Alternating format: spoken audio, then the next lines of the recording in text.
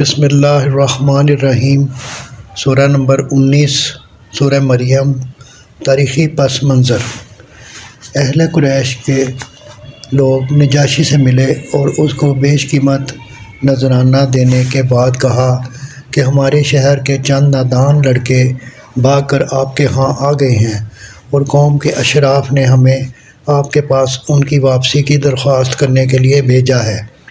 یہ لڑکے ہمارے دین سے نکل گئے ہیں اور آپ کے دین میں بھی داخل نہیں ہوئے، بلکہ انہوں نے ایک نرالا دین نکال لیا ہے۔ ان کا کلام ختم ہوتے ہی اہل دربار ہر طرف سے بولنے لگے کہ ایسے لوگوں کو ضرور واپس کر دینا چاہیے۔ ان کی قوم کے لوگ زیادہ جانتے ہیں کہ ان میں کیا عیب ہے، انہیں رکھنا ٹھیک نہیں ہے۔ مگر نجاشی نے بگڑ کر کہا کہ اس طرح تو میں انہیں حوالے نہیں کروں گا جن لوگوں نے دوسرے ملک کو چھوڑ کر میرے ملک پر اعتماد کیا اور یہاں پناہ لینے کے لیے آئے۔ ان سے میں بے وفائی نہیں کر سکتا۔ پہلے میں انہیں بلا کر تحقیق کروں گا کہ یہ لوگ ان کے بارے میں جو کچھ کہتے ہیں اس کی حقیقت کیا ہے۔ چنانچہ نجاشی نے اصحاب رسول صلی اللہ علیہ وآلہ وسلم کو اپنے دربار میں بلا بھیجا۔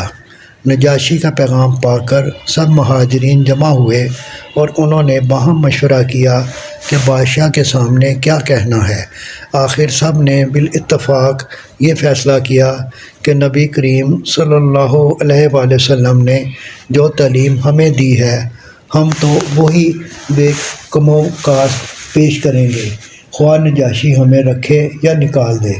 دربار میں چھوڑتے ہی نجاشی نے سوال کیا کہ یہ تم لوگوں نے کیا کیا کہ اپنی قوم کا دین بھی چھوڑا اور میرے دین میں بھی داخل نہ ہوئے، نہ دنیا کے دوسرے ادیان ہی میں سے کسی کو اختیار کیا؟ آخر یہ تمہارا نیا دین ہے کیا؟